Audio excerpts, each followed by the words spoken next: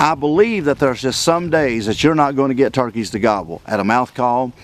Some days you ain't going to get them gobble to a box call. Some days you ain't going to get them gobble to a slate call. There's a certain call, though, you may have out there that you hit and he just gobbles, and if it would have been for that call that particular day, you probably wouldn't have killed that turkey. I've done that. In fact, just a year before last, we had a prototype of my signature call, and I was in Tennessee, and I actually killed a gobbler, worked him all the way in. The only thing he would gobble to is this call right here.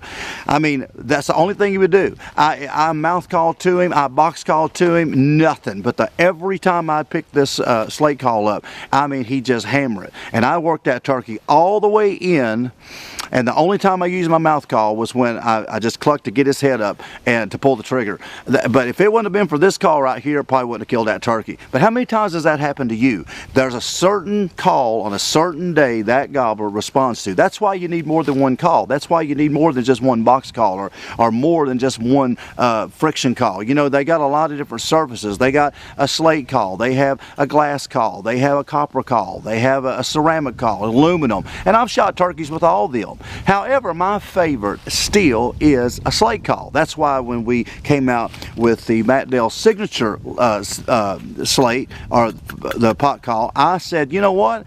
I want a slate call. Well, why? Because slate calls still kill turkeys, and it's still my favorite surface. Now, this is a glass call, but it has slate over it. So that gives you the best of both worlds. That glass is going to give you that real high pitch for them real windy days, and that real high frequency that I like in all my calls. However, it's overlaid with a thin piece of slate that gives you that really soft calling, that real subtle calling. I don't think there's anything that sounds better than a purr on a slate call. I think a purr is just so great on a slate. And them little clucks, them little bitty soft calls that you can do on a slate that sometimes it's really hard to do on other surfaces. A kid can pick this call right here up and be calling with it in just a few minutes. And you can almost teach a kid how to purr and cluck just like that. Where some of us, it took us a long time to learn on a mouth call how to purr and cluck, but a kid can do it on this particular call right here. So it's great for beginners, but it's also great for experienced guys like myself that's been doing this for 30 years. If you have a problem using a mouth call, some people can. Maybe, you know, like I said, they're allergic to it, or, you know, it just don't feel right in their mouth no matter what style of mouth call they get, and they just don't sound good. You know, there's a lot of people that don't sound good, and Lord knows I've heard them, you know, through the woods, and I think, man, you need to stay off that mouth call because you ain't that good yet.